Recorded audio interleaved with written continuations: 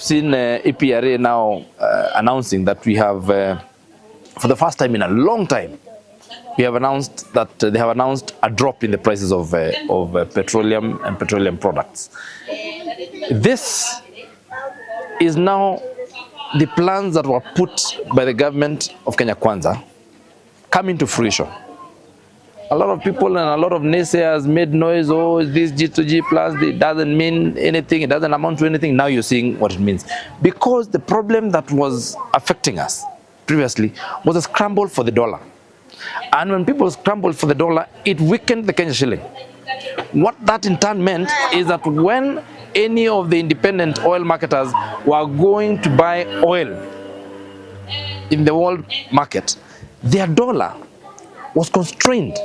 When you see people saying, oh, a barrel is 69 shillings a dollar, how much was the dollar at that time against the Kenya shilling? But you know, iko watu huku kwa mtaa wanafikiria ati wamekuwa economists, unaona mtu anachukua tu mic anaanza kuandika vitu kwa social media, they don't understand anything. Lakini hatuwezi sema it's not their fault. Because if you don't know and you don't know that you don't know, then now you are what we call a complete illiterate. Hiyo ndio shida yenye imekuwa ikisumbua watu wengine, unaona hapa wakiandika maneno unashindwa huyu mtu akili yake inafikiria namna gani. Kwa hivyo mimi nataka kusema what the government has done is now bearing fruits.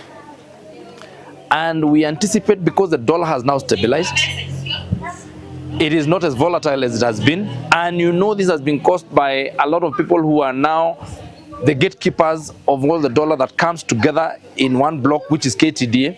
And we have had people who have been making sure that who have been trading with that dollar and hawking the dollar in our markets, and therefore warping the market forces of demand and supply.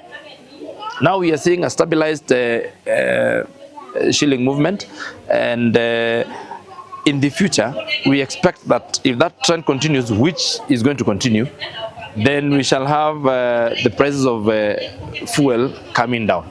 We even anticipate that the shilling is now going to start gaining strength against the dollar, occasioned by the banning and making it very difficult to import very necessary supplies and home supplies that have been that could be found within the country that we have been importing. You know, when the president said that kama uwezi kulala kitanda yenye imetengenezwa hapa ulale chini, a lot of people thought it was a joke. He meant that the money that we are losing, and I have told you that we have been losing over 22 trillion in a year into importation. All that money is competing for the dollar, and that is why the dollar has been rising, and there is nobody who's bringing in money in dollars. Can you imagine? We have gotten to a point where now we are relying on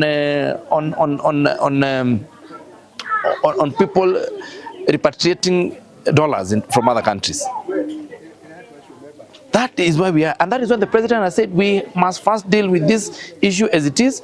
If it means taking people to other countries so that they remit, we have international remittances, then so be it. But I really want to be very categorical. It is good that you people who are the custodians of information, nyinyi ndio watu ambao mnaambia watu ile maneno iko, just tell people the truth. Stop asking me about the Gatundu mortuary. Ask the governor. We have an elected governor who is in charge of the Gatundu hospital. Why do you want me to comment on those issues? I have tried to do the little that I could, even without the infrastructure of the legal infrastructure. But then some of these things now, I cannot make a budget for the Gatundu hospital and the services that are given there. The county government has to give the budget itself. So please, look for where the governor of Kiambu is. Tell him he has a hospital called Gatundu Hospital, just in case he forgot, and tell him that there are problems and there are no services, so that he comes and fixes them. Na vile mafuta ilikuwa imepanda juu, kwa saa hii imeanza kutelemka, na tumefurahia sana kuhusu vile ametutelemsha, na tunatarajia bado itatelemka kiasi. Napenda sana tutengenezewa ya kisasa, hata sisi wenye tunapeleka huko hata wao kama wanaweza fufuka tu dakika moja, wanaweza furahia pale tumewaeka. Ndio. Nimefurahia sana kwa hiyo mambo ya kuteremsha mafuta, na ikiendelea hivyo nchi yetu itakuwa poa. Aendelee tu hivyo hivyo wenye anaendelea, haendi vibaya. Mafuta iendelee tu na kupungua, ndio biashara, na pia kama wenye wanasomesha watoto waweze kulipa school fees. Juu kama mafuta iko juu na fare iko juu, kila kitu kiko juu, tutakuwa tunaumia sana. Kwa hivyo endelee tu hivyo, ndio maisha iende vizuri. Matangi tungeomba tutengenezee hiyo mochari, tuache kutoa watu wetu Gatundu tunawapeleka Githunguri Kigumo. Tumekuwa tukiumia sana, kwa hivyo tafadhali atutengenezee hiyo mochari. Kupungua kwa bei ya mafuta kwa Wakenya inamaanisha hata ile maisha yao ya kawaida, gharama ya maisha ya kawaida itaenda chini. Kwa mfano huku nchini tukiangalia kama ni mambo na usafiri, inajumuisha bei ile ya mafuta. Mafuta inauzwa pesa ngapi? Tukienda kama ni mambo na kilimo, kama ni ile bei ya fertilizer, ama hata kama ni ile bei ya majani chai na nini, zote zinatumia mafuta. Na kwa hivyo mafuta ikienda chini, kila mwananchi atakuwa amefaidika. Sisi kama wajumbe ambao wanahusika na ugatuzi kule County Government of Kiambu, tumeweza sisi kama wale wa Gatundu, MCs wa Gatundu ama wawakilishi ward wa Gatundu Kusini, tukiwa wote wanne, tukijumuisha Joe Kigara wa Ng'enda, Mheshimiwa Kahura wa Kiganjo, Kongo Smart wa Kiamwangi na mimi mwenyewe wa Ndarugu, tumeweza kuketi chini na Gavana Kimani wa Matangi na tukamwambia yale mambo ambayo watu wanapitia kule Gatundu mochari, na akatuahidi ya kwamba atapeana kandarasi ya milioni 50 ili hiyo mambo iwe ikirekebishwa. Na kwa hivyo kitu yenye tunangojea sasa hivi ni mwanakandarasi ambaye amepewa kandarasi aweze kufika pale na anzize ile mradi ili mambo iwe sawa. Ya mafuta ilikuwa imepanda sana kulingana na different factors kama za economy ambazo ni demand and supply, na pia kumekuwa na vita katika nchi zingine na vitu kama hizo zimefanya bei ya mafuta ikapanda sana. Hiyo imekuwa ikikwara watu wengi wetu wa Kenya, lakini kwa wakati huu tunashukuru. Mwanzo tumeanza na upungufu kwa shilingi 5.